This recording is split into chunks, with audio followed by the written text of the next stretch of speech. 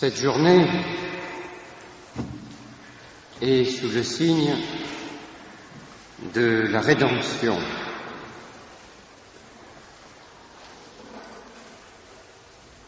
Il était nécessaire hier d'aborder la théologie de l'incarnation et Monseigneur nous a développé ce qu'était, il nous a donné quelques aperçus sur la maternité, ce qui nous a donné de goûter la grande dignité de Notre-Dame. J'allais dire que cette journée, cette première journée, était un peu l'aspect statique. Mais aujourd'hui, nous allons voir un peu l'aspect dynamique de Notre-Dame. Ce qu'elle a fait, ce qu'elle fait, ce qu'elle fera. Ce qu'elle a fait à Lourdes, ce qu'elle attend de nous, la dynamique en quelque sorte de nos actions. Qu'est-ce que nous devons faire?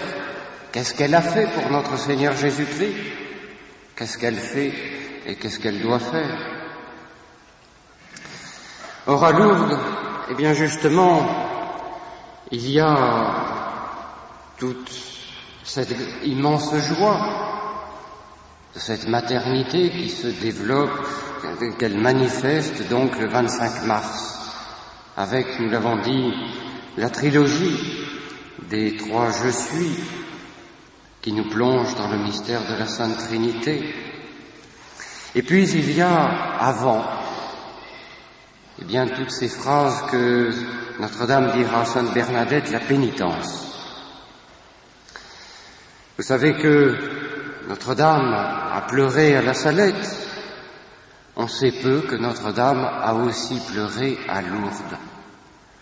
En regardant au loin, elle quitte des yeux Sainte Bernadette, elle regarde au loin et elle pleure. Nous le savons parce que Bernadette a été bouleversée par cette considération en regardant Notre-Dame pleurer. Et pourquoi souriez-vous? Parce que la Dame sourit. Et pourquoi pleurez-vous? Parce que la Dame pleure. Nous avons vu hier une anecdote. Puisque vous êtes un pécheur, Sainte Bernadette avait bien compris. Et Notre-Dame, en venant à Lourdes, doit, c'est ce que nous vous avons déjà dit, doit s'identifier à son Fils, ou s'identifie par nature avec l'abbé Céligny, mais aussi avec toute son œuvre, avec sa passion, avec ce pourquoi il est venu ici-bas. Et alors, elle va demander cette pénitence rédemptrice. Pénitence, pénitence, pénitence. Elle va demander de prier Dieu pour les pécheurs, d'aller baiser la terre en pénitence pour la conversion des pécheurs. Cela, elle le dira 3 jours de suite. Cela est très beau et nous n'avons pas le temps de développer. Et c'est tout l'aspect sacerdotal, en quelque sorte, c'est tout l'aspect de Lourdes et le côté rédempteur de Lourdes. À Lourdes, nous l'avons dit, ne peut recevoir de grâce que celui qui se reconnaîtra en quelque sorte pécheur, à moins d'une grâce insigne. Alors ça, il faut bien le comprendre. Alors nous avons demandé à Monsieur l'abbé Giorna qu'il nous développe, qu'il vous expose Notre-Dame, cette relation que Notre-Dame a avec le Rédempteur et l'œuvre rédemptrice. Après Monsieur l'abbé Giorna, cet après-midi, nous aurons une conférence avec Jean-Paul André, qui nous parlera de ce sacerdoce. Et là encore, c'est un aspect complémentaire. Le sacerdoce est celui qui immole la victime. Eh bien, cette conférence aura sa place à Lourdes. Parce que justement, à Lourdes, il y a une dimension sacerdotale, où elle était visible avant, et elle devrait être encore visible à Lourdes. Monsieur l'abbé. Comme vient de vous l'expliquer Monsieur l'abbé Putois, il me revient de parler de la Sainte Vierge co-rédemptrice, de sa participation à la rédemption, et par là peut-être de faire le lien ou le pont entre le mystère de l'incarnation et la relation de la Sainte Vierge au sacerdoce, car tout est lié. Si l'on parle de Marie co-rédemptrice, si l'on parle de Marie coopératrice à la rédemption, si l'on parle de co-rédemption, il est évident qu'on parle d'abord de rédemption, celle de notre Seigneur Jésus-Christ. Et l'on cherche à connaître mieux comment la Sainte Vierge y coopère.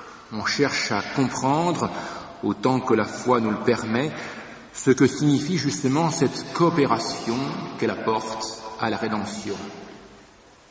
S'agit-il, de la part de la Sainte Vierge, d'une part égale à celle du Christ dans notre rachat? S'agit-il d'une action de la Sainte Vierge sous celle de son Fils? Dans quelle mesure cette action alors est-elle subordonnée? Dans quelle mesure cette action est-elle particulière? Est-elle différente que celle que nous pouvons nous-mêmes apporter, selon ce que dit saint Paul, je complète dans ma chair ce qui manque aux souffrances de notre Seigneur Jésus-Christ? Voilà ce que je voudrais expliquer ce matin assez rapidement.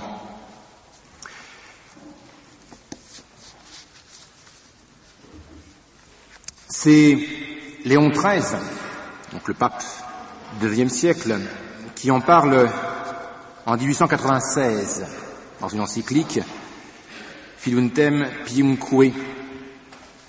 Marie, dit-il, a coopéré à notre réconciliation avec Dieu quand elle a causé la venue de notre Sauveur, par son assentiment donné pour toute la nature humaine sur la demande du messager céleste.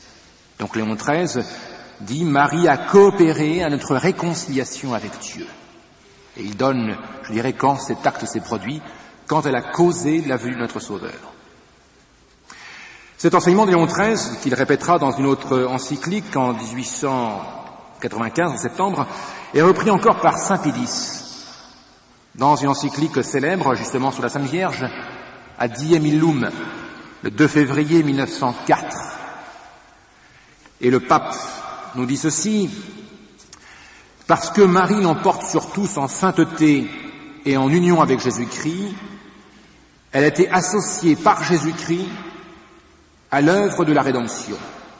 Elle a été associée par Jésus-Christ à l'œuvre de la rédemption.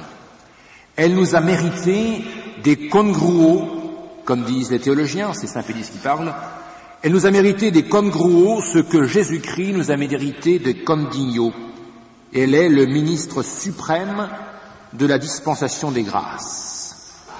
Saint Pédis fait allusion au mérite distinct de la Sainte Vierge et de notre Seigneur. L'un des condignos en latin, ça veut dire en stricte justice. L'autre, celui de la Sainte Vierge, des congruos, veut dire en convenance.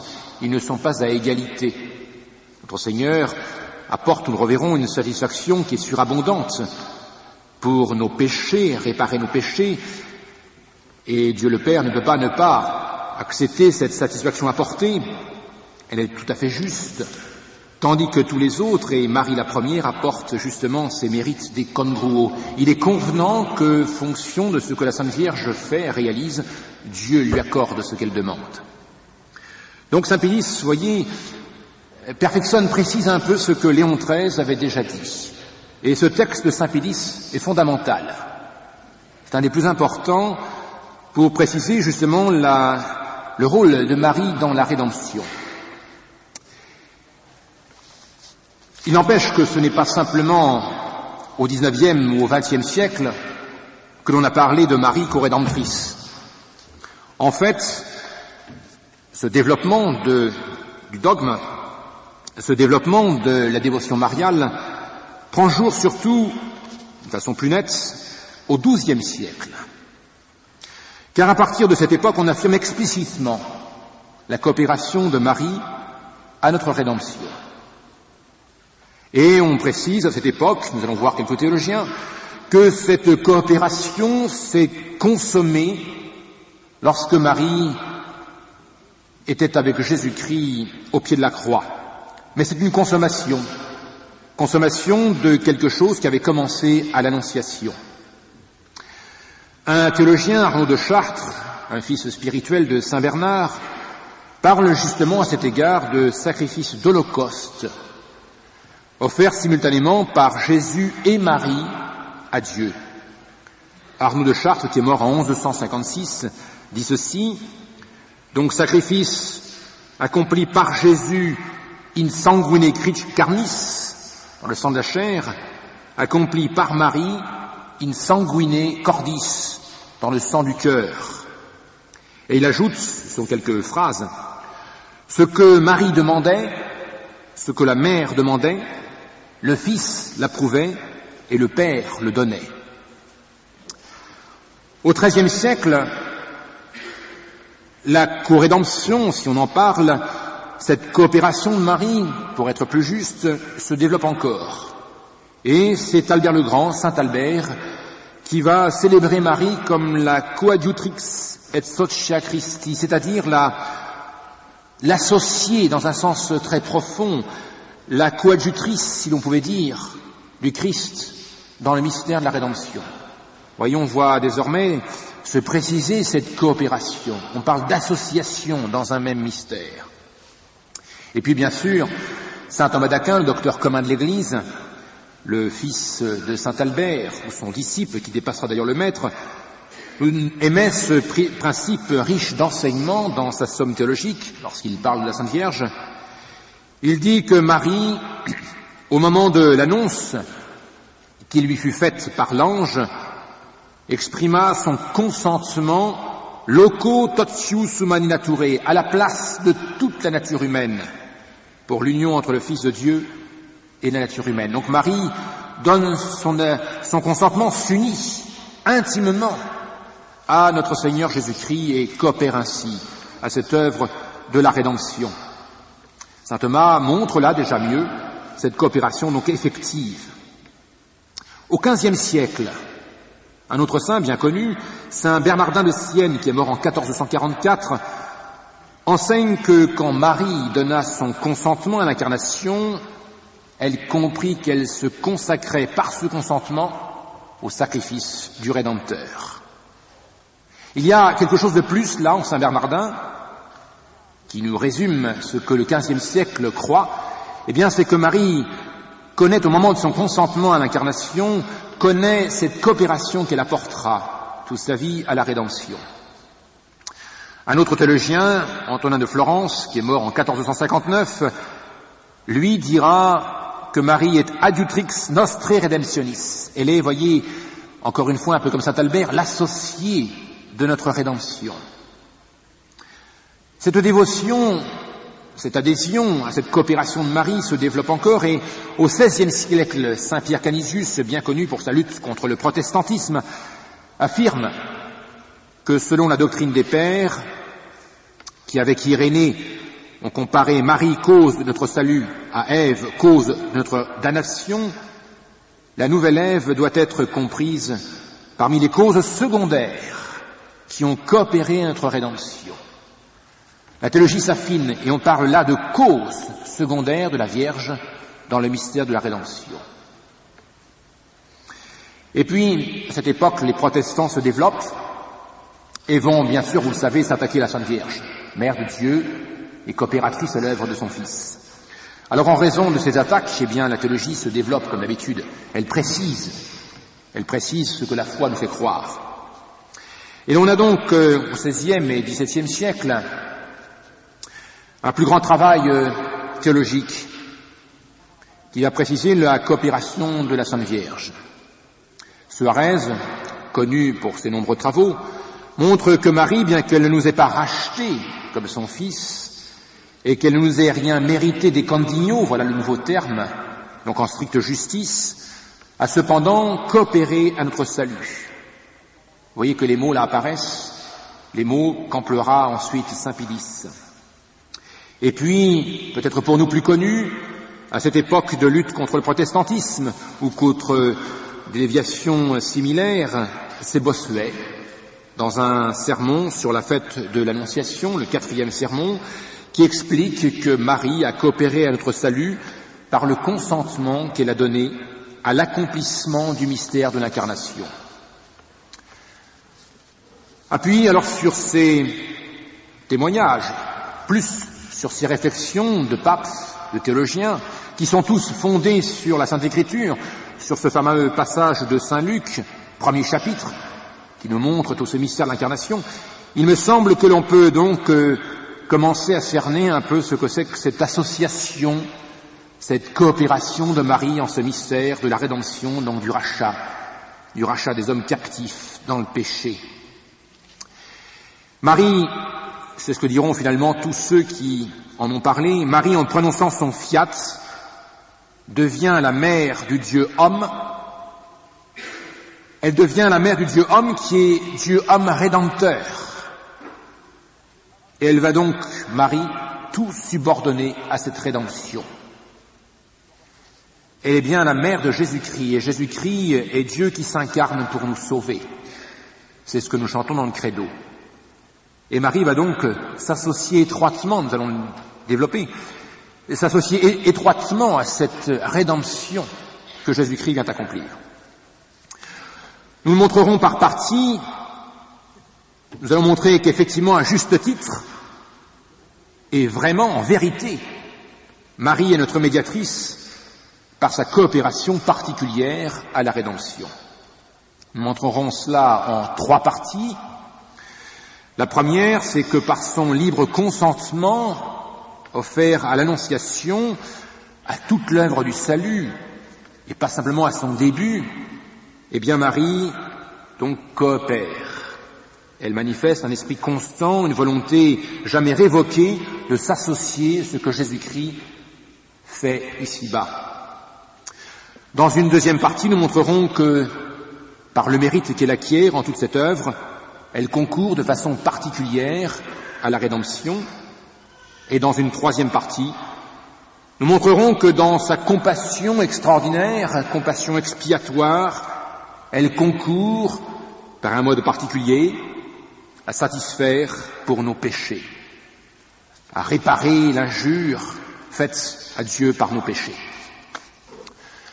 Voyons alors la première partie.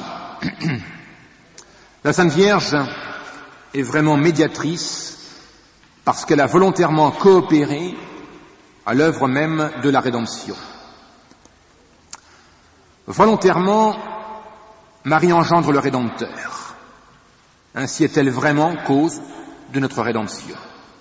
Toute l'œuvre salvifique dépend en vérité du fiat initial dont Monseigneur vous a déjà parlé.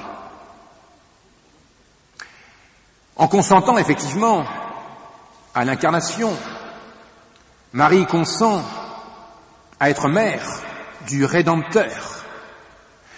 Par le fait, implicitement, elle acquiesce volontairement, car tout est libre et volontaire chez Marie. Elle acquiesce, c'est-à-dire qu'elle est prête à accomplir tout ce qui est requis pour que, selon la volonté et la providence de Dieu, la rédemption et le salut des hommes soient accomplis. Ce consentement initial de sa volonté, Marie jamais n'y renoncera. Et elle le tiendra de façon irrévocable toute sa vie. Elle va tout ordonner, elle va ordonner toute sa vie à son Fils Rédempteur. Or, le Rédempteur, le Christ, il vient justement pour satisfaire pour nos péchés, payer cette injure immense, infinie faite à Dieu, et nous acquérir les grâces du salut. Eh bien, si Marie s'associe donc et consent à l'œuvre de son Fils, elle consent à coopérer au Christ pour satisfaire, pour sa part, pour nos péchés, et en même temps pour nous acquérir les grâces du salut. Plus précisément encore, Marie va consentir en 3 temps.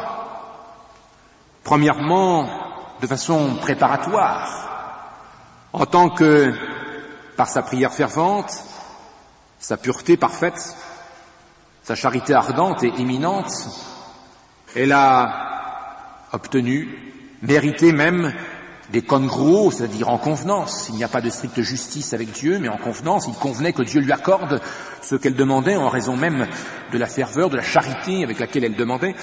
Marie a obtenu, mérité d'être une digne mère de Dieu, c'est-à-dire d'être la créature digne d'être celle qui a été choisie pour être mère de Dieu, choisie par Dieu sans aucun mérite évidemment de sa part. Mais par contre, elle a mérité d'avoir cette dignité en charité, cette éminence en grâce, par ses œuvres. Ceci n'est encore que préparatoire, c'est-à-dire que dans ce travail chez elle de purification constante, de croissance, dans l'adhésion au vrai Dieu, trinitaire et à ses mystères, eh bien Marie n'exerce pas encore au sens propre une médiation, mais elle pose un fondement à cette médiation par lequel elle deviendra effectivement mère du Christ et notre mère. Dans un deuxième temps, non plus de façon préparatoire, mais de façon essentielle, mais encore incoative, Marie donne son consentement au message de l'ange. Elle dit fiat. Consentement à être mère, non seulement de Dieu, non seulement du Sauveur, mais du Sauveur tel que Dieu l'a pensé, Dieu l'a voulu, Sauveur, Rédempteur, avec tout ce que cela comporte. Et Marie y consent. L'ange l'y invite, elle accepte, et si elle accepte, c'est par amour pour Dieu bien sûr, mais c'est déjà, de façon incoative mais réelle, déjà aussi par amour pour nous. Et c'est pourquoi d'ailleurs les pères de l'Église, qui n'ont pas un langage peut-être aussi précis que les théologiens qu'on a vus, les pères de l'Église déclarent que notre salut, au moment de l'incarnation, était en sa main, persuadés que par la venue du Rédempteur, eh bien, notre salut effectivement commençait et que la Vierge y coopérait en consentant à cette incarnation. Elle joue le contrepoids d'Ève. Et les pères disent à l'envi que comme la perdition du genre humain a commencé par une femme, Ève, ainsi l'œuvre du salut devait aussi commencer par une femme, Marie. Il y a ce balancement de coopération, malheureusement de perdition pour Ève, heureusement de salut de la part de Marie. Et puis troisième temps de ce consentement de Marie, non plus alors incoatif, quoique essentiel, mais intégral, parfait, achevé, complet, c'est bien sûr lorsque Marie offre sur la croix son Fils. Marie offre son Fils pour notre salut. Au moment de l'incarnation, elle avait enfanté le Rédempteur, mais elle l'a enfanté pour notre salut. Et toute sa vie, elle a renouvelé ce consentement. Quelques témoignages de l'Écriture l'affirment. Prenons par exemple le 2e chapitre de Saint Luc, lorsque Marie présente Jésus au temple. C'est la fameuse prophétie du vieillard Siméon. Présentant solennellement son Fils au temple pour qu'il devienne, selon la volonté du Père, une hostie pour notre salut, elle accepte librement les douleurs, le vieillard Siméon le dit, les douleurs en lesquelles elle va compatir au sens propre, c'est-à-dire pâtir avec, souffrir ensemble son Fils pour notre salut. Voilà un premier témoignage de ce consentement renouvelé de la Vierge, notre rédemption. Mais le plus éminent, bien sûr, est celui qui est manifesté par Marie au pied de la croix et qui consomme son oblation. Elle conjoint au pied de la croix sa volonté à la volonté du Père. Et par autorité maternelle, car c'est bien la mère de Jésus, eh bien elle livre elle-même pour notre salut son Fils. Mais en même temps qu'elle le livre, elle abdique en quelque sorte ses droits maternels sur lui. Oui, elle coopère pour sa part de mère, à l'œuvre de notre salut. Elle veut souffrir les tourments que son Fils éprouve en sa chair. Elle les souffrira en esprit. Elle veut y compatir. Elle y compatira en toute son âme. Elle s'unit à son Fils souffrant dans ses plus grandes douleurs. Et son cœur lui-même sera, vous le savez, transpercé, comme l'avait dit le prophète, transpercé par un glaive effectivement intérieur, alors que son Fils, extérieurement, manifestement, souffre pour notre salut. Ainsi la Sainte Vierge coopère à notre rédemption. Elle satisfait pour nos péchés et pour sa part nous acquiert les grâces du salut. Saint Thomas d'Aquin montre justement cette coopération de la Sainte Vierge dans un sermon qu'il prononça pour l'octave de la Nativité. Il dit que la Sainte Vierge a souffert toute l'amertume de la Passion, oui, tout entière. Et ceci pour 4 raisons.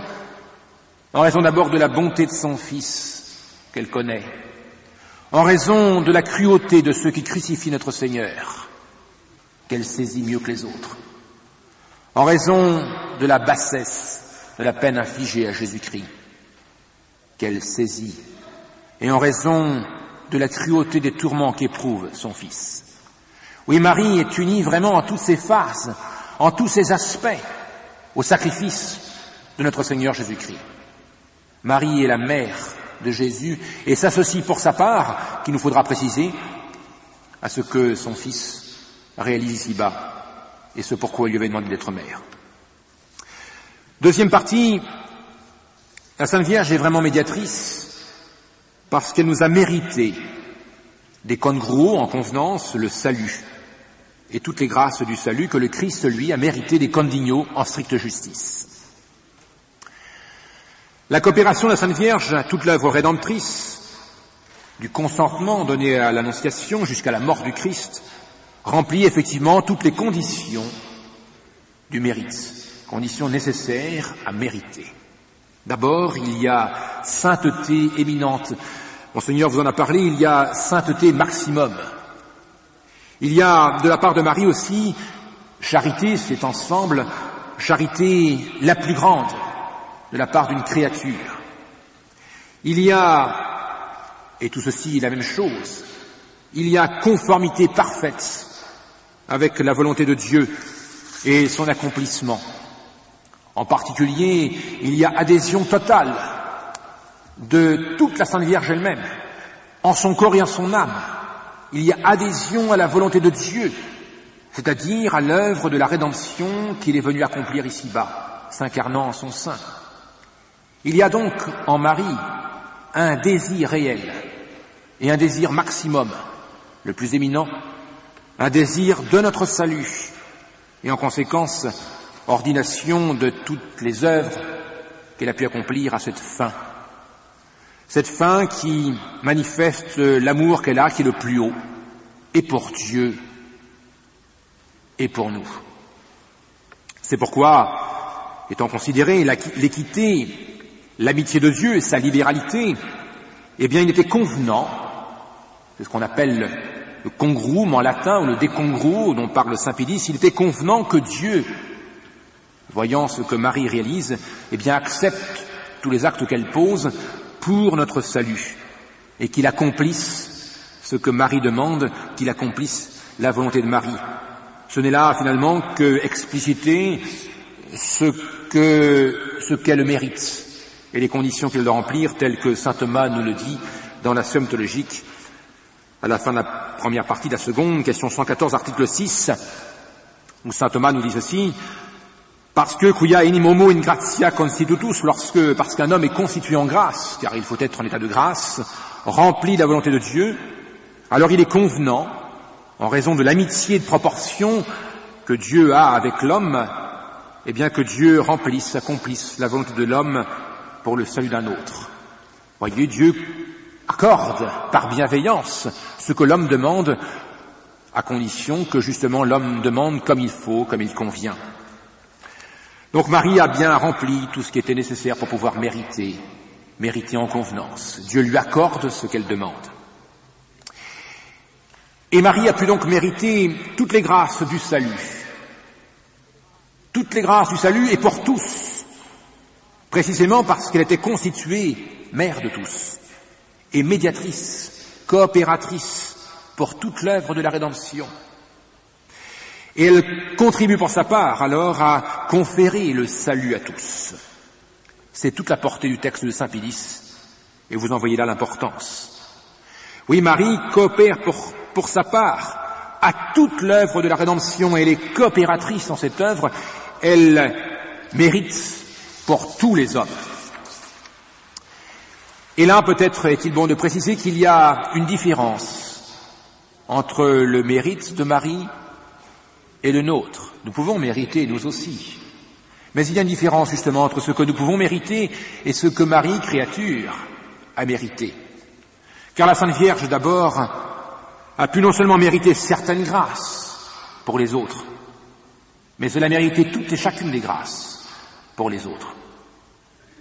Et deuxième différence, c'est que non seulement elle a mérité des grâces applicables à chacun des hommes, mais elle a mérité toutes les grâces à acquérir pour tous les hommes, pour le salut du genre humain. Non seulement à appliquer, mais à avoir pour pouvoir appliquer. Oui, il y a vraiment une coopération intime de Marie à la rédemption. Et cette coopération passe par cette œuvre méritoire qu'elle accomplit et qui s'achève au sens de complément, parachèvement, qui s'achève au pied de la croix. Elle est unie au sacrifice que notre Seigneur Jésus-Christ accomplit lui-même de façon sanglante. Voilà tout simplement donc comment Marie mérite des congruos en convenance, ce que son Fils mérite des condignos. Oui, Jésus-Christ mérite de façon tout à fait juste, eh bien, que nous soit appliqué ce que lui-même a obtenu de son Père en s'offrant sur la croix, notre salut, la réparation infinie du péché. Troisième partie, comme je vous l'annonçais, la Sainte Vierge est vraiment médiatrice parce que par sa compassion, elle a satisfait pour nous. Elle a satisfait, certes, imparfaitement, et encore une fois des congruos en convenance, alors que le Christ, lui, a satisfait des condignos en stricte justice. Il a satisfacere, il a fait assez, il a vraiment fait assez, notre Seigneur, en stricte justice, pour réparer l'offense infinie du péché. Tandis que Marie a fait assez, mais en convenance. Elle a fait tout ce qu'elle pouvait, et tout ce qu'elle pouvait est un maximum que pouvait réaliser une créature, et Dieu, en raison de cela, lui accorde ce qu'elle demande. Pour satisfaire, il faut mériter. Le fondement prérequis est la satisfaction, c'est le mérite. Or, quand en Marie, on vient de le voir, il y a mérite des congruos de notre salut, rien n'empêche que soit alors admis aussi de la part de Marie une satisfaction convenante des congruos. Rien n'empêche d'affirmer qu'elle satisfait, qu'elle fait assez pour réparer l'injure du péché. Pour autant, bien sûr, que l'œuvre méritoire est afflictive, chargée de peine et entreprise à la fin pour le but de la réparation du péché. Et là encore, toutes les conditions sont vérifiées en Marie. Cela fait aucun doute. D'abord, elle est mère de Dieu, homme rédempteur. Marie est la mère du Rédempteur, qui est le Dieu fait homme. Et en tant que telle, on l'a vu, elle est associée à lui. Elle lui est conjointe dans toute la pénibilité, dans tout le labeur de sa vie d'ici-bas, dans toute cette voie de rédemption qu'il accomplit pas après pas, jour après jour au cours de sa vie. Marie lui sera associée dans l'humilité de la naissance, crèche de Bethléem, fuite en Égypte. Marie sera associée à son fils dans cet état de pauvreté dans lequel il va vivre dans les premières années de sa vie, et ensuite, puisque le Fils de l'homme n'a même pas une pierre pour poser la tête. Et Marie sera associée à cette peine de Jésus-Christ. Marie sera associée à toutes les peines de notre Seigneur. Marie sera associée aux larmes de notre Seigneur. Elle souffrira avec Jésus-Christ. Elle souffrira de l'incompréhension de ce peuple qui est le sien. Elle souffrira même de l'éloignement des amis. Elle souffrira de l'éloignement des apôtres. Aucune peine, aucune larme, aucune souffrance ne sera épargnée à la mère. Parce que Marie ne veut pas être épargnée. Elle ne veut pas être épargnée. Elle coopère, elle s'associe, elle a dit fiat à tout ce que Jésus-Christ entreprend. Et puis, aussi, le Fils veut associer sa mère à tout ce qu'il fait. Il y a cet échange des volontés entre le Fils et la mère, entre Jésus et Marie. Oui, Marie ordonne toute sa vie, tous ses actes, toutes ses pensées, tous ses actes, tout conformément à la volonté de Dieu. conformément à l'œuvre de notre rédemption, de notre salut, tel que Dieu l'a voulu. En conséquence, rien n'empêche de dire avec vérité que Marie a satisfait pour sa part, c'est-à-dire des congruos, encore une fois, en convenance pour tous nos péchés, ce que Jésus-Christ, lui, car il est Dieu, ce que Jésus-Christ fait en justice. Et la grandeur, justement, de cette satisfaction, de cette réparation apportée par Marie, est à la mesure de ses vertus, à la mesure de sa charité éminente, de sa dignité de mère de Dieu, de sa plénitude éminente de grâce. On a du mal même à soupçonner sous le regard de la foi. La grandeur de la satisfaction de la Sainte Vierge est à la hauteur de sa pureté même, de la virginité de son esprit, de la pureté de sa foi, car Marie avance, Marie coopère dans la foi, donc dans la nuit de la foi. La grandeur de la satisfaction de Marie est à la hauteur finalement de la profondeur de ses douleurs. On pourrait reprendre, n'est-ce pas, ce que dit saint Paul. La grandeur de la satisfaction de Marie est à la hauteur de la largeur, de la hauteur, de la profondeur, de cette coopération à chacun des actes que pose son Fils. Saint Bonaventure disait, par exemple, au XIIIe siècle, « Elle a payé ce prix de notre rédemption comme une femme forte et compatissante, quand le Christ a souffert sur la croix pour payer ce prix. Alors, en effet, la bienheureuse Vierge fut présente, acceptant ce qui se faisait et concordant avec la volonté divine.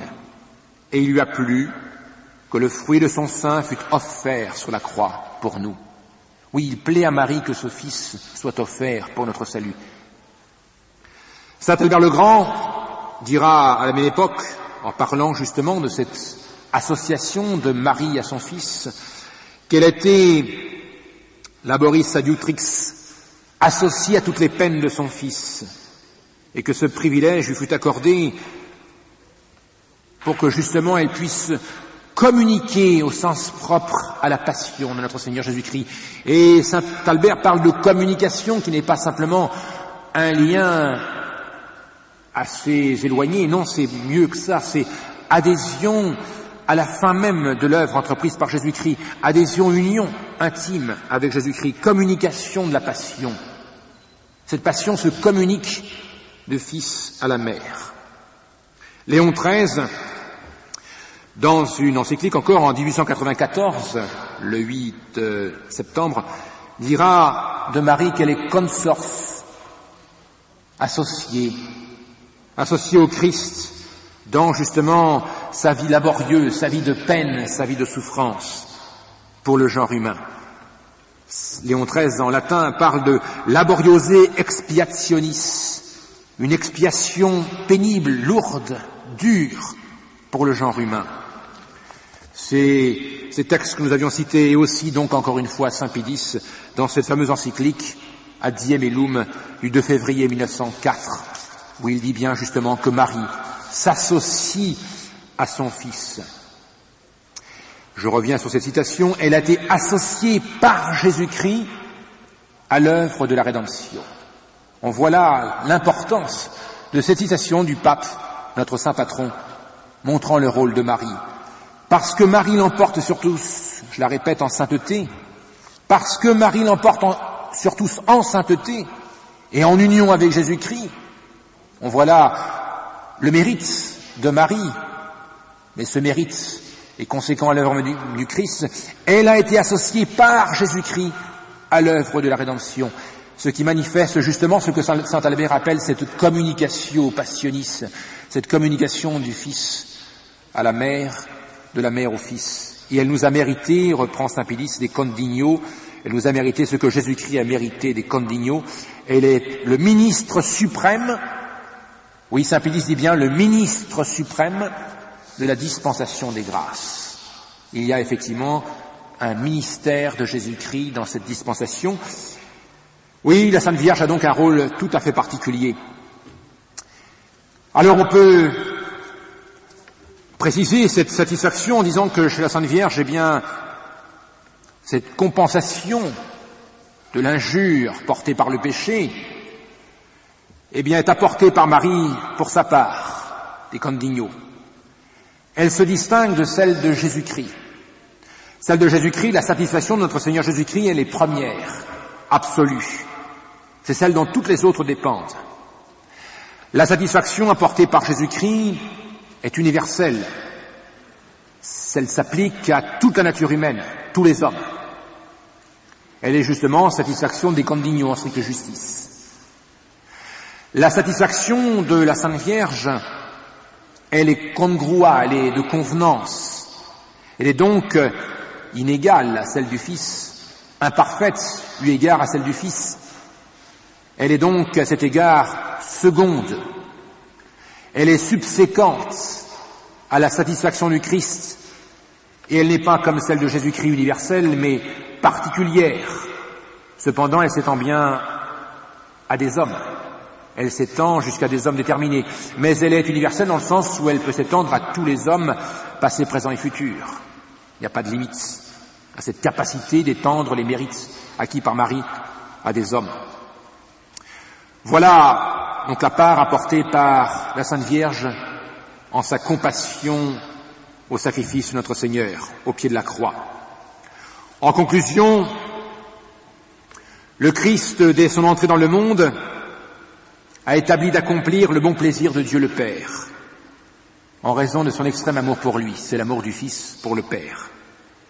Et en cette volonté du Fils toujours constante, et toute sa vie, tous ses actes, non pas pris séparément, mais tous ses actes comme ordonnés à cette consommation, à cet accomplissement, à sa passion et à sa mort, il les a posés pour notre salut.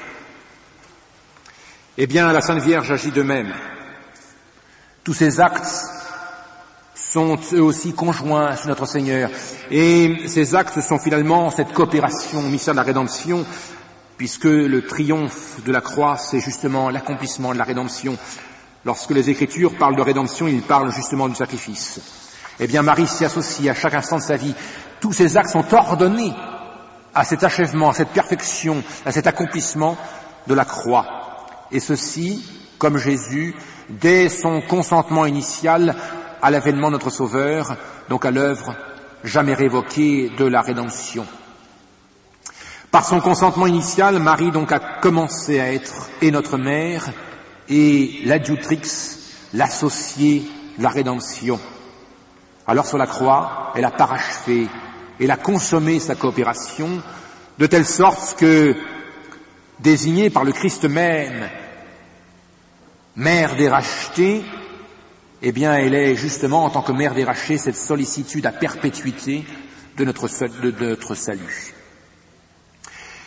Et voilà par où, pour reprendre ce que saint Pédis, la Sainte Vierge est ministre dans les grâces distribuées. Pourquoi ? Parce que à la croix, le pontife de la nouvelle loi, premièrement comme Dieu homme, offre par l'oblation de soi une réparation infinie et de condignité pour nos péchés. Deuxièmement, parce que le pontife de cette nouvelle loi sur la croix est la tête du genre humain, en raison de la plénitude de sa grâce, et a pu nous mériter et répandre pour tous les grâces du salut. Et troisièmement, parce que le pontife est prêtre pour l'éternité, et que toutes ces satisfactions qu'il a offertes, ces mérites qu'il a gagnés, il les destine au salut. De façon parallèle, la Sainte Vierge est associée, saint Pédis dit comme un ministre, disons quasi ministériellement, au sacerdoce de notre Seigneur Jésus-Christ, selon les trois points de vue sous lesquels le pontife l'a réalisé. D'abord, premièrement, elle est mère du Dieu homme, par l'oblation douloureuse de son Fils. Elle a offert une satisfaction convenante. Deuxièmement, parce que par sa grâce et sa charité éminente envers Dieu et les hommes, elle a mérité, associé à son Fils, le salut pour tous, mais en convenance. Et troisièmement, parce que, comme le prêtre offrait pour l'éternité les satisfactions et ses mérites, Marie est là au pied de la croix, elle est mère des rachetés, et elle a ordonné, elle a destiné toute sa vie à cette coopération au sacrifice de notre Seigneur sur la croix. Coopération au sacrifice pour le salut du genre humain, pour l'application des fruits de ce sacrifice. Et alors elle applique elle-même, ministériellement, dit saint Pédis, eh bien ces fruits, ensemble avec son Fils, qu'elle demande cette application au Père. Voilà donc comment Marie coopère à la rédemption. Le mérite alors et la satisfaction de la Sainte Vierge pourrait paraître comme limité, diminué, mettre une certaine réserve aux mérites infinis de notre Seigneur, ou à la satisfaction surabondante du Christ. Au contraire. Si l'on comprend justement cette association de Marie, le fait qu'elle soit consors adjutrix, eh bien on comprend qu'il manifeste davantage encore la grandeur, la puissance du mérite de la satisfaction du Christ, car justement lui-même, eh bien, a voulu associer, comme le dit le pape, le saint pape, il a voulu associer Marie à l'œuvre qu'il entreprend. Donc le mérite, la satisfaction de la Sainte Vierge ne sont pas une limite à l'œuvre accomplie par notre Seigneur, comme une part qu'elle aurait prise à la part de notre Seigneur, mais au contraire, elle s'inscrit dans ce que Jésus-Christ accomplit et en manifeste encore davantage l'amplitude. La charité qui donne, c'est vrai, une telle valeur méritoire à la compassion, à l'offrande de Marie, lui est méritée, donnée par la charité du Christ. Et puis le mérite de Marie, nous l'avons répété souvent, c'est important, est de convenance, car la grâce de Marie n'est pas, comme celle du Christ, une grâce capitale, grâce de la tête. Elle est ordonnée, cette grâce de Marie, il est vrai d'abord à son union avec Jésus-Christ, mais justement parce qu'elle est ordonnée à cette union avec Jésus-Christ, alors elle découle sur nous. Donc, mérite, satisfaction, coopération de Marie ne sont pas une limite, ne sont pas une part prise par Marie à la part de Jésus-Christ, mais au contraire, sont une subordination qui développe, qui montre la grandeur de l'œuvre de Jésus-Christ, sacerdoce pour l'éternité, tête du corps mystique. Et en raison alors de cette coopération bien comprise de Marie, eh bien on peut l'appeler co-rédemptrice. Ce terme doit être bien compris, parce que justement il ne s'agit pas de rédemption opérée par deux personnes, chacun en prenant une part. Notre Seigneur la plus grosse et la Sainte Vierge la plus petite, mais comme sur le même pied. Non, il s'agit de coopération, il s'agit de subordination, d'inscription de la Sainte Vierge dans l'œuvre accomplie d'abord par notre Seigneur. Mais il ne faut pas diminuer pour autant ce que Marie accomplit. Il s'agit donc de coopération réelle, effective, prise réelle de part à cette rédemption, compassion, la vue réelle, mérite réel. Donc il ne faut pas minimiser, au contraire, cette coopération apportée par Marie à la rédemption. Toute la médiation de la Sainte Vierge est effectivement essentiellement subordonnée à l'unique médiation de Jésus-Christ et à laquelle elle s'appuie, dont elle dépend et dont elle tire toute sa valeur et sa puissance. Ainsi bien compris, eh bien le terme de co-rédemptrice peut donc être utilisé. On peut dire de Marie qu'elle est co-rédemptrice, sachant que ce terme n'est pas très ancien. Il date, semble-t-il, du XVIe siècle. Et vous voyez que c'est l'époque à laquelle, justement, je vous le disais au début, les protestants s'attaquent à Marie, s'attaquent au sacrifice.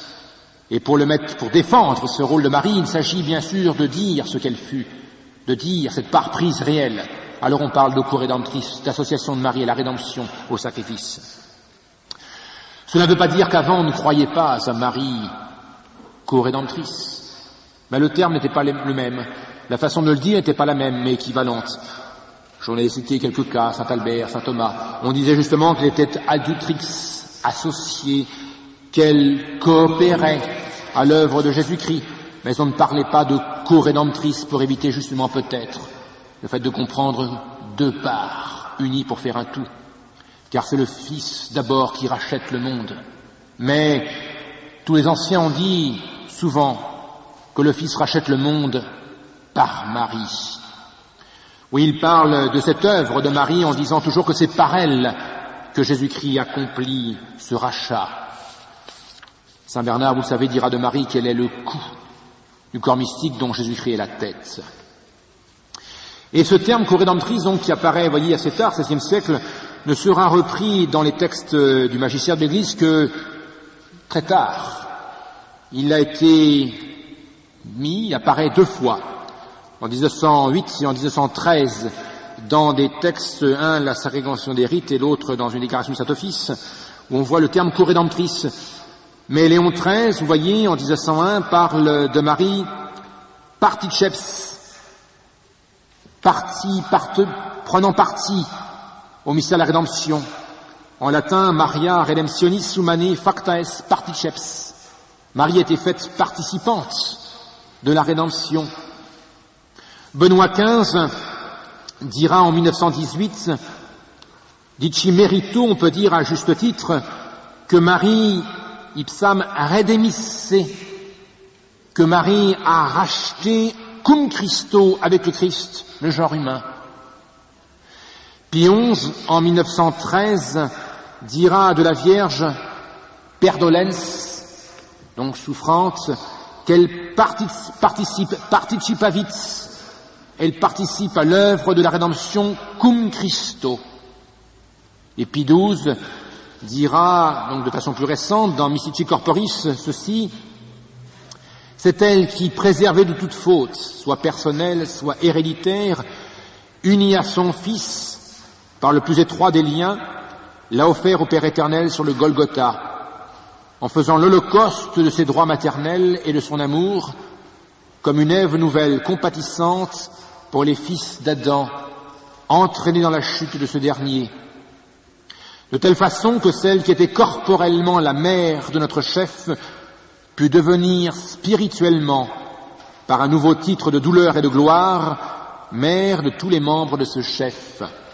Et plus précisément, il dira dans l'encyclique Aeceli Reginam en 1954, le 11 octobre, la bienheureuse Vierge Marie doit être appelée reine, non seulement à cause de sa maternité divine, mais encore parce que, de par la volonté de Dieu, elle a eu un rôle dans l'œuvre de notre salut éternel. De fait, dans l'accomplissement de notre rédemption, la Vierge Marie a été intimement unie au Christ. Ici, Jésus-Christ seul, Dieu et homme, est roi. Dans la propre et absolue signification du terme, on peut dire, dit Pie XII, que Marie, bien que d'une manière diminuée et analogique, participe à sa dignité royale en tant que mère du Christ et son associée dans l'œuvre de la rédemption, dans la lutte contre ses ennemis et dans sa victoire. Marie ainsi, voyez, peut à juste titre, bien comprise, est appelée co-rédemptrice ou peut-être mieux, participante, associée à Jésus-Christ dans l'œuvre de la rédemption.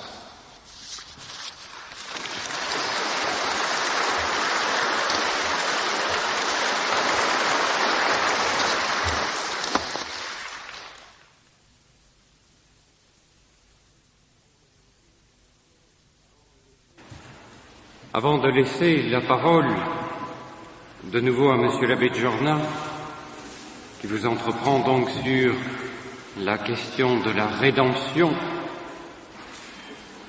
permettez-moi donc d'insister sur cette notion de rédemption. Elle nous semble capitale à Lourdes, et surtout, particulièrement aujourd'hui, c'est une des notions dont on dispense les fidèles. Il ne faut plus racheter, rédemption voulant dire le rachat.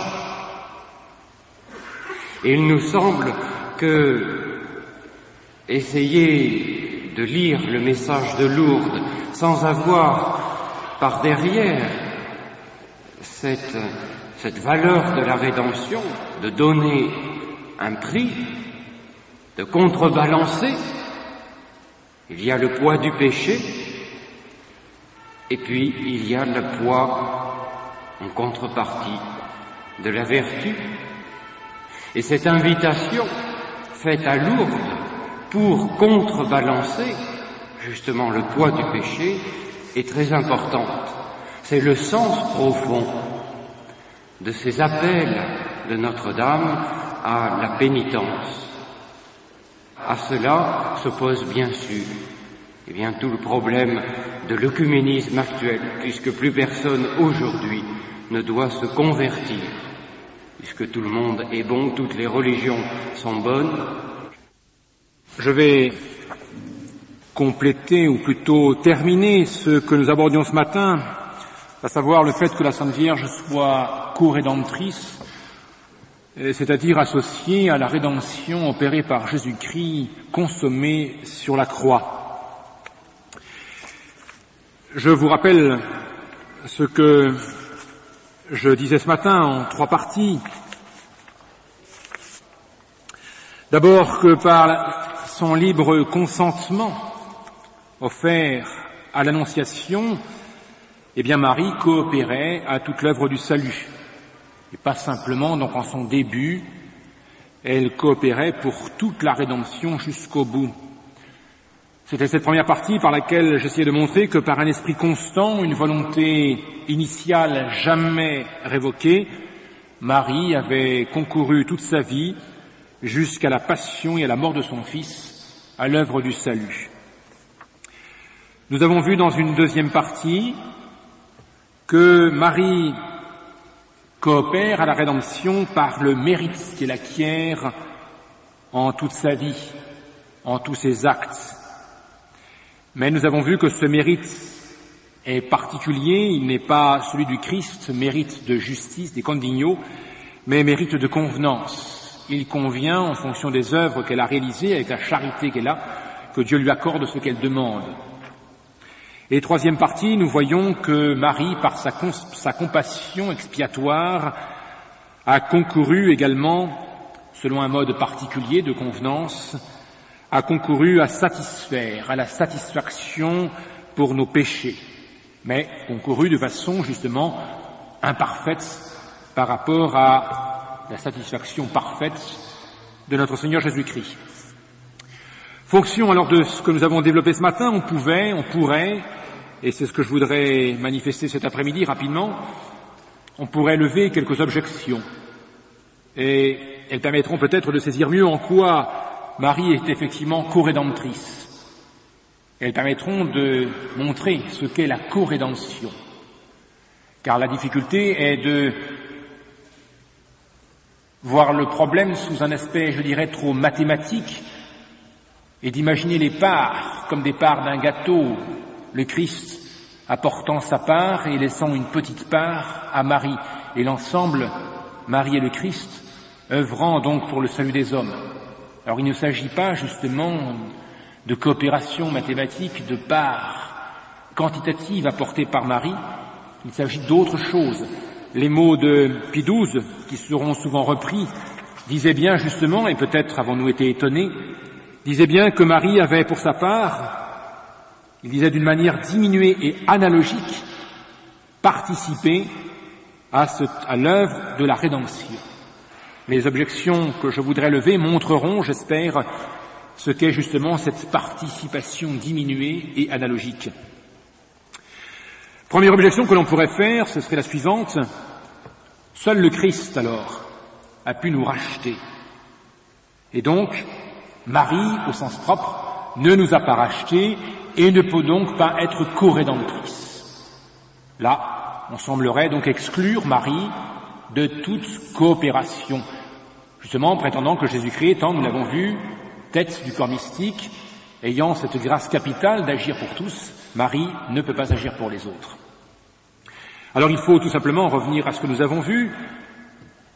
Dire que seul le Christ nous a rachetés n'est pas exact.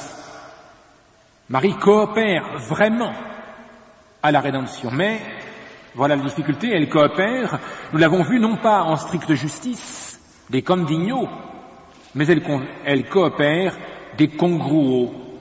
Elle coopère donc en agissant pour sa part, selon son mode, de façon imparfaite, Et en cela, c'est une coopération et non pas un agir principal comme celui du Christ qui lui satisfait en stricte justice des condigno et parfaitement. Marie n'était effectivement pas la rédemptrice principalitaire, comme il dit en latin, c'est-à-dire de façon principale et de façon complète et achevée. Mais ce n'est pas pour autant que Marie ne coopère pas et qu'elle est co-rédemptrice. Sa façon de participer, réelle, est donc, selon son mode, on pourrait dire secondaire, subordonnée, dépendante de la rédemption, de l'agir du Christ. Mais dire dépendant, dire subordonné, dire secondaire, n'est pas pour autant exclure la participation de Marie à la rédemption. Deuxième objection, plus sérieuse sans doute, que peut-être vous vous êtes faite, c'est que Marie elle-même a été rachetée. Et si elle était rachetée elle-même, alors elle ne peut pas être médiatrice de la rédemption, car elle-même finalement est réceptrice de cette rédemption opérée par le Christ. Si elle est réceptrice de la rédemption, elle n'est pas coopératrice, donc pas co-rédemptrice. C'est une objection, si vous voulez, qui saisit mal encore ce que dit Pie XII, cette façon analogique de participer à l'œuvre de la rédemption.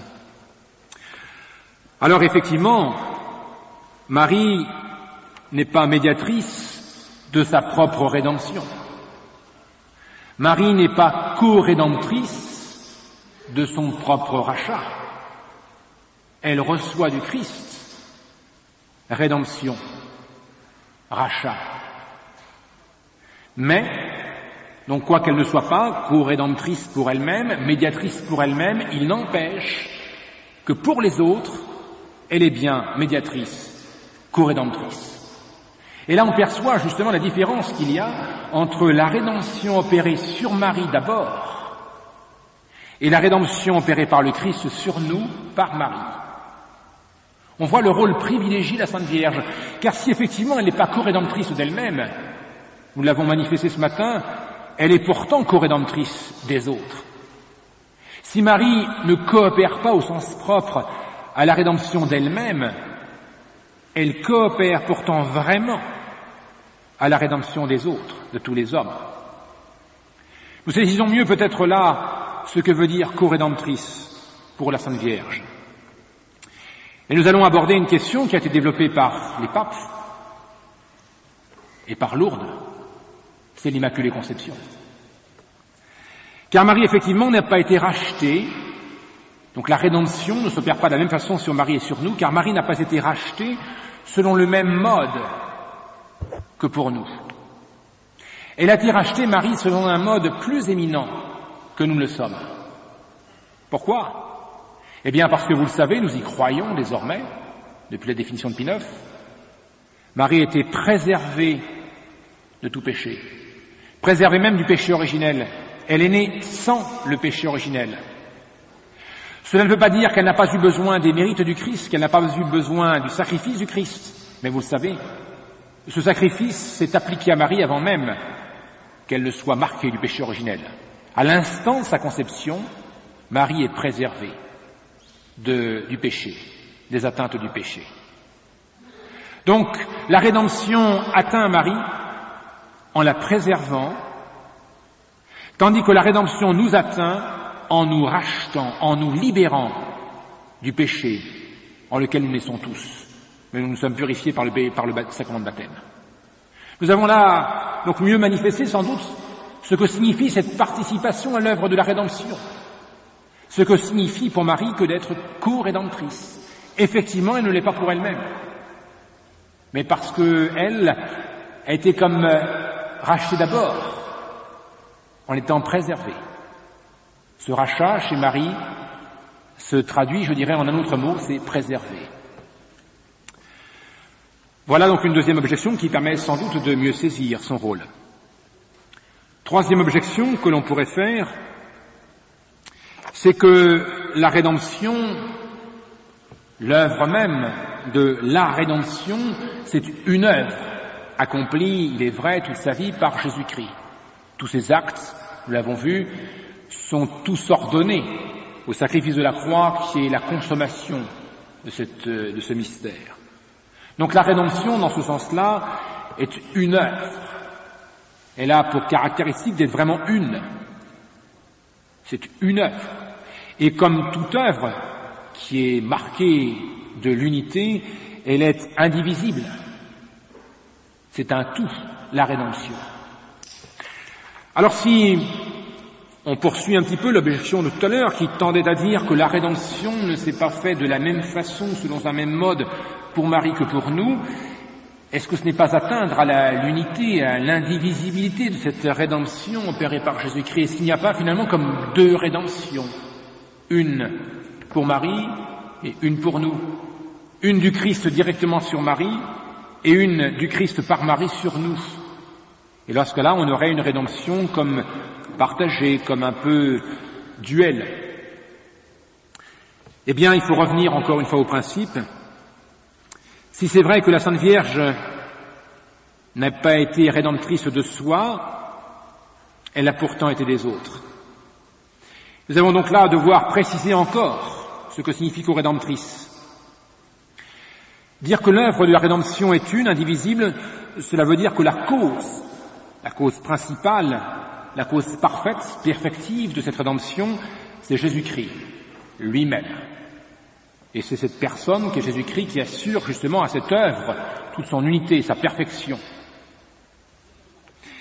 Mais dire que la rédemption est une œuvre une, indivisible, en tant qu'elle est justement opérée par Jésus-Christ, une personne, la deuxième personne de la Sainte Trinité incarnée, une personne une, n'exclut pas le fait qu'une cause autre s'y adjoigne, soit associée. Et dans ce cas-là, cette cause autre, qui est associée à la rédemption, opérée principalement par le Christ, c'est une cause qu'on appellera secondaire. Elle est, justement, subordonnée, dépendante à la première. Il y a toute la perfection, je dirais, de la rédemption opérée par Jésus-Christ manifestée là. Pour comprendre cette question importante de la subordination de Marie au Christ, il faut saisir que aucune cause secondaire, aucune cause dépendante n'agit sans la motion continuelle, efficace, réelle de la cause première. Pour prendre un exemple peut-être trivial, mais afin d'illustrer cette difficulté, dans un train, il y a souvent une locomotive, un moteur, et puis une kyrielle, une série de wagons. Un wagon intermédiaire va mouvoir le wagon qui est derrière lui, mais il ne peut mouvoir le wagon qui est derrière lui que s'il est mu lui-même à son tour par la locomotive. Et vous voyez que c'est dans un même acte. C'est en même temps que le wagon du milieu est mu par la locomotive qu'il meut le wagon qui est derrière lui, disons le dernier. Le dernier wagon, il est mu en même temps, simultanément par le wagon intermédiaire et par la locomotive. Mais ce dernier wagon est mu par l'intermédiaire et ainsi s'adjoint à la motion de la locomotive. Eh bien, ainsi en est-il de la rédemption. C'est le Christ qui est cause principale de la rédemption. Et cette rédemption s'applique immédiatement sur Marie. Cette application, on l'a vu, est une préservation du péché originel, de tout péché, de toute atteinte du péché même. Marie est absolument pure, créature absolument pure. Et cette rédemption qui s'applique donc du Christ à Marie, venant du Christ comme cause principale, passe jusqu'à nous par Marie, qui dès lors est cause secondaire et cause subordonnée, sans diviser la rédemption opérée par le Christ. Il y a distinction d'aspect, mais il y a, je dirais, simultanéité d'action, comme pour un wagon. Le dernier est mu et par la locomotive et par l'intermédiaire. De même, nous sommes rachetés par le Christ, mais le Christ par Marie. C'est simultanément que Marie nous vaut cette satisfaction, nous vaut la libération du péché, dans la mesure où elle-même est mue et rachetée par notre Seigneur Jésus-Christ. C'est tout un. Lorsque donc on dit que la rédemption est une œuvre une, indivisible, parce qu'elle est l'œuvre même de Jésus-Christ qui ne peut pas être partagée, cela n'exclut pas l'action de la Sainte Vierge. Effectivement, c'est deux points de vue différents, et c'est important à saisir. Important parce que sinon on aurait tendance à ou bien descendre Marie jusqu'à nous, et c'est atteindre la dignité de sa personne, ou bien évacuer le rôle de Marie, ne le faisant plus que subsidiaire, accessoire, n'en voyant plus la médiation. Voilà donc le point crucial à saisir pour comprendre combien Marie est effectivement co-rédemptrice, sans être ni le Christ ni nous. Elle est, comme dit saint Bernard de façon admirable, elle est bien ce coup du corps mystique. Et voilà un exemple meilleur certainement, c'est que effectivement toute l'influence de la tête sur le corps passe par le cou, mais cette influence est actuellement, je dirais, dans un même acte, et dans le cou et dans le corps. Il n'y a pas des influences successives du cou au corps. Ainsi donc agit Jésus-Christ sur nous, ainsi nous rachète-t-il. Lorsque donc sur la croix, Jésus s'offre à son Père, dans cet acte d'offrande du Christ à son Père, qui nous vaut rédemption, qui nous vaut rachat, qui nous vaut libération du péché, en cet acte même, la Sainte Vierge est associée, est conjointe. Elle est vraiment conjointe à la passion du Christ. Et l'on voit certainement, je le souhaite, beaucoup mieux pourquoi le mot de saint Albert est juste. Communication de la passion. L'acte d'offrande du Christ se communique à l'offrande de la Sainte Vierge, offrande du Fils au Père, et par là du sacrifice pour nous. C'est un même acte accompli et par le Christ et par Marie, mais sous deux points de vue différents. Car le Christ l'accomplit comme cause principale, comme chef du corps mystique, ayant cette grâce capitale, tandis que la Sainte Vierge l'accomplit effectivement de façon secondaire, subordonnée, comme la mère du Verbe incarné, celle qui offre. Mais il n'empêche que dans cet acte de communication des deux, nous sommes rachetés. Et tous les hommes bénéficient justement de cette rédemption, causée donc principalement par Jésus-Christ, secondairement par Marie, mais dans un même acte encore une fois. Voilà ce que signifie Pie XII, qui pouvait nous paraître peut-être trop diminutif, comme il le dit lui-même. Il parlait, encore une fois, de façon diminuée et analogique. Et nous avons peut-être réagi, ou bien nous avons dit c'est descendre contre Marie. Au contraire, nous n'avons pas saisi, parce que c'était difficile, ce qu'il signifiait par analogique. Tout est là. C'est saisir que dans un acte, un seul, dans cette communication d'actes, la rédemption est opérée. Chez Marie par préservation, péché originel, de toute atteinte du péché, chez nous par libération. Voilà pourquoi Marie peut être dite co-rédemptrice. Il ne s'agit pas, vous le voyez, de participation donc mathématique, il ne s'agit pas de part apportée à celle du Christ, il ne s'agit pas de complément apporté par Marie au sacrifice du Christ qui est parfait en lui-même, mais il s'agit pourtant réellement d'une participation au sacrifice de Jésus-Christ. Donc il y a vraiment médiation, mais pour sa part. Voilà donc les objections qui manifestent, je l'espère, mieux encore, ce que signifiait donc le fait que Marie soit co-rédemptrice. Elle est justement donc celle qui participe, celle par qui passe notre rédemption. Et vous voyez, alors que si le terme est moderne, puisque je vous disais ce matin qu'il date du XVIe siècle, eh bien vous voyez que peut-être, finalement, la terminologie plus ancienne était plus précise. On pourrait penser qu'un seul mot fait mieux comprendre co-rédemptrice, mais on en voit les dangers. Alors que les siècles plus anciens disaient associée à Jésus-Christ, participante au mystère de la rédemption du Christ, communiquant à la passion et à la rédemption du Christ, et ainsi développait mieux ce qu'un mot seul peut trop rassembler jusqu'à peut-être confondre.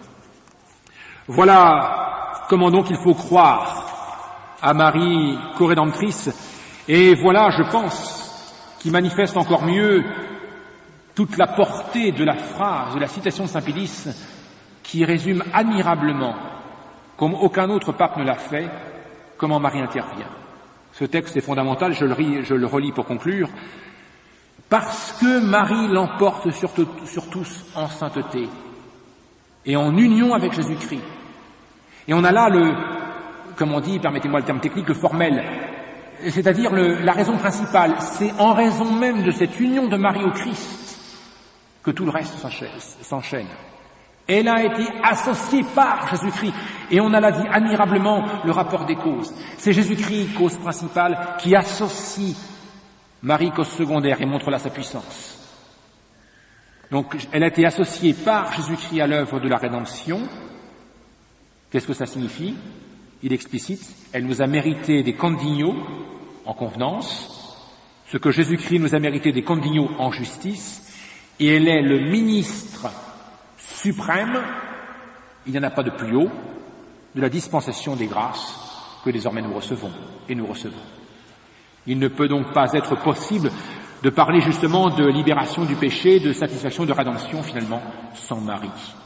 Voilà donc manifester, je le souhaite, je l'espère, encore mieux, le triomphe de Marie, et combien finalement il est bon de le manifester à Lourdes, puisque c'est dans cette affirmation de l'Immaculée Conception finalement que l'on voit comment se distingue cette rédemption opérée sur Marie et sur nous. C'est à Lourdes finalement qu'on comprend mieux encore le rôle de Marie, et c'est bien que nous y soyons.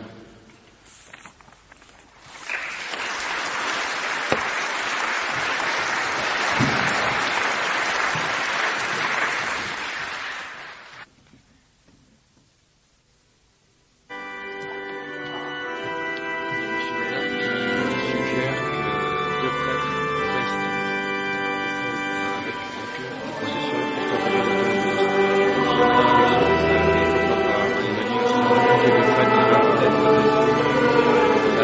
prêtres, à chaque fois,